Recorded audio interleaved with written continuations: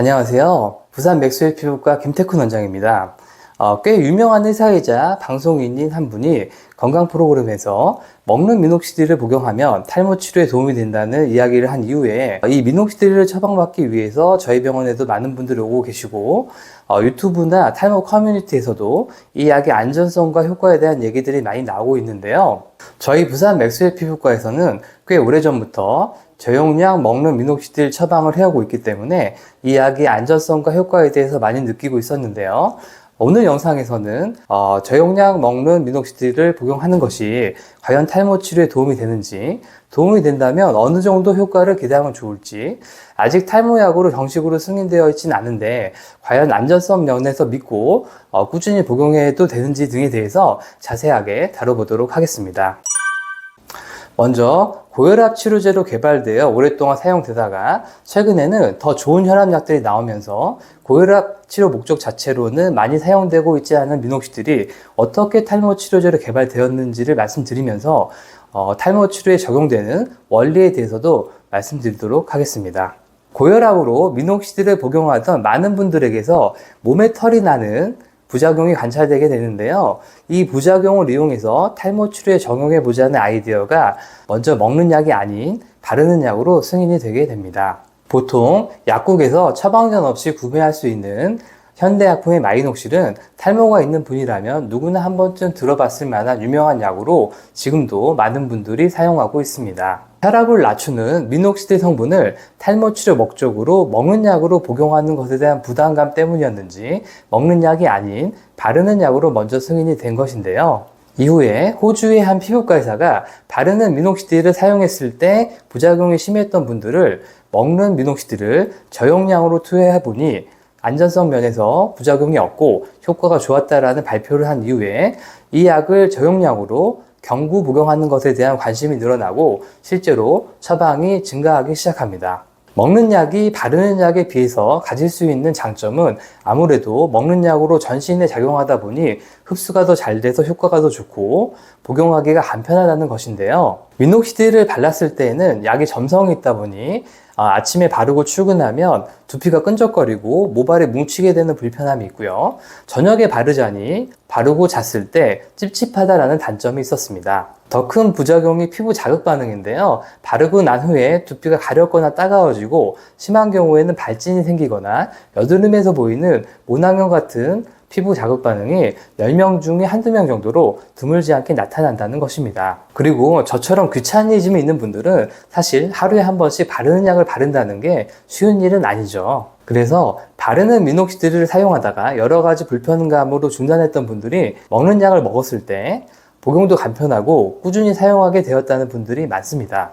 또 하나의 장점은 마땅하게 복용할 만한 약이 없었던 여성분들, 특히 20, 30대 가임기 여성분들에게 탈모 치료에 좋은 무기가 하나 더 추가되었다는 것입니다. 남자분들은 피나스테리드나 두타스테리드 계열의 약물로 탈모의 진행이 억제되고 개선되는 경우도 있는데 여성분, 특히 가임기 여성분들은 이 약을 먹었을 때 태아의 기형 유발 가능성 때문에 이 성분의 약을 먹지 못하거든요. 물론 45세 이후에 임신과 출산 계획이 완전히 없는 분들은 이 성분을 시도해 볼 수 있지만 20, 30대 여성분들의 경우는 이 먹는 미녹시딜이 사실상 안전하면서 효과가 검증된 유일한 먹는 약이라고 볼 수 있습니다. 네, 이제 약의 작용 원리와 효과에 대해서 말씀드리도록 하겠습니다. 원래 고혈압 약으로 개발되었던 이 약이 어떤 원리로 다모증이 나타나고 탈모 치료에 도움이 되게 되었는가에 대해서는 아직은 완벽하게 밝혀지지는 않았는데 미녹시딜 성분은 혈관을 확장시키는 역할을 하기 때문에 이 역할로 모낭으로 혈류 공급이 늘어나니까 머리가 잘 자라게 되지 않았을까라는 게 가장 많이 이야기되고 있고요. 모발의 특성상 생장기 때는 잘 자라다가 휴지기 때는 한번 빠지고 두세 달 정도 쉬었다 올라오는 주기가 있는데 미녹시딜 성분은 이 휴지기를 줄이고 자라는 생장기를 늘림으로써 모발을 좀 더 잘 자라게 하는 원리로 탈모 치료에 도움이 된다고 알려져 있습니다. 이러한 원리 때문인지 미녹시딜을 복용하게 되면 전체 모발에도 도움이 되지만 특히 헤어라인 쪽에 있는 잔털이 굵어지고 길게 자라는 특징을 갖게 되는데요.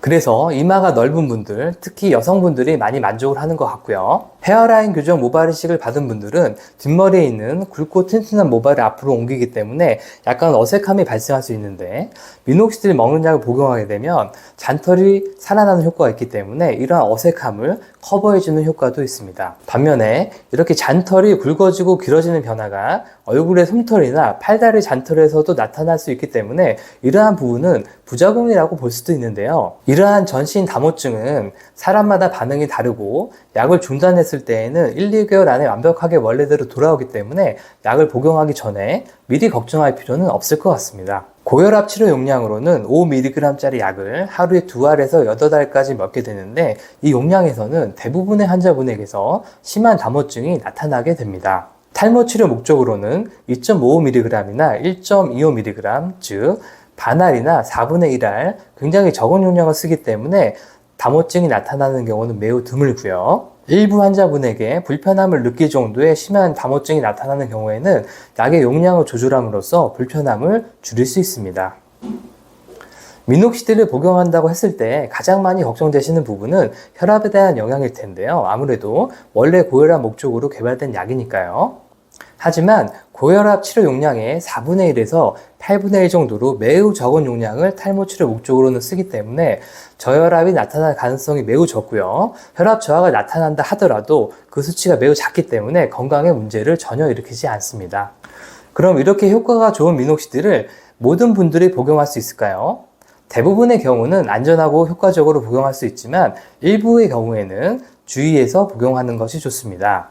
최근에 나온 미녹시딜에 대한 대규모 연구를 보면 두통이 9%, 불면증이 7%, 사지부종이 6%의 확률로 부작용이 관찰되었고요. 또 다른 연구에서는 두통이 1.7%, 부종이 1.3%, 빈맥이 1%로 부작용이 관찰되었습니다. 아까 말씀드렸지만 담호증은 용량 조절로 충분히 조절이 가능한 부작용이고요. 얼굴 솜털이나 팔다리 잔털이 굵어진다 하더라도 약을 복용하겠다는 분들이 많은데요. 드물지만 약이 혈관을 확장시키거나 수분을 절유시킴으로써 발생할 수 있는 두통이나 몸이 붓는 부종, 심장이 빨리 뛰는 부정맥 등의 증상이 나오는 경우는 반드시 약의 용량을 낮추거나 중단하는 것이 좋습니다. 탈모 치료도 중요하지만 이 과정에서 건강에 손상을 받으면 안 될 테니까요. 정리해보면 미녹시딜을 먹는 약으로 복용하는 것은 효과가 이미 검증되었고 바르는 약에 비해서 매우 간편한 방법으로 충분히 추천할 만한 방법인데요. 드물지만 나타날 수 있는 부종이나 부정맥 등의 증상이 있을 경우에는 반드시 의사 상의하에 용량을 줄이거나 약을 중단해야 한다는 것입니다. 아직은 먹는 미녹시딜이 탈모 치료제로 정식으로 승인되어 있지 않아서 일부 보수적인 의사 선생님들은 처방을 꺼리는 경우도 있는데요. 이 약은 뉴욕타임즈에도 소개되었을 정도로 전 세계에서 많은 의사들이 처방하고 있고 안전성과 효과에 대한 데이터들도 점점 늘어나고 있습니다.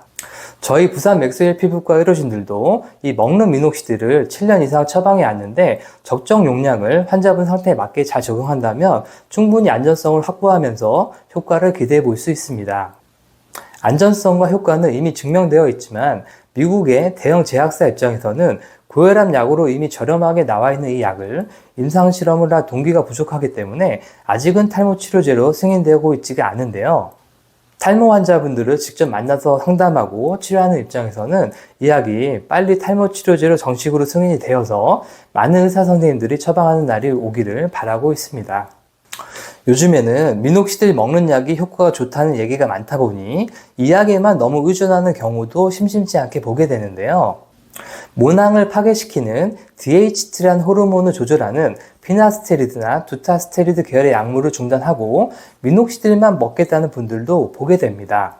보다 근본적으로 탈모의 진행을 억제하는 것이 피나나 두타 계열의 약물이기 때문에 이 두 가지 계열의 약물 중에 하나를 먹으면서 미녹시딜을 같이 먹었을 때 가장 좋은 효과를 보인다는 것을 꼭 기억해 주시면 좋겠고요.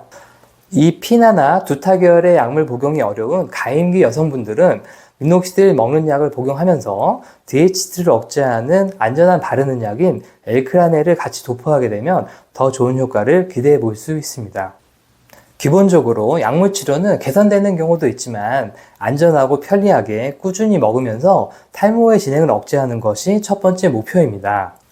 아주 초기라면 이러한 약물 치료만으로도 충분하겠지만 어느 정도 탈모가 진행된 경우라면 모낭을 강화시키는 주사 치료와 레이저 치료를 통해서 기존의 모발을 굵고 튼튼하게 만들거나 아니면 이미 많이 빠져버린 공간에는 모발 이식을 통해서 보충하는 것도 좋은 개선 방법이 될 것입니다. 지금까지 먹는 미녹시딜 요법에 대해서 자세히 알아봤는데요. 도움이 되셨으면 좋겠고요. 다음에는 좀 더 알차고 좋은 영상으로 찾아뵙도록 하겠습니다.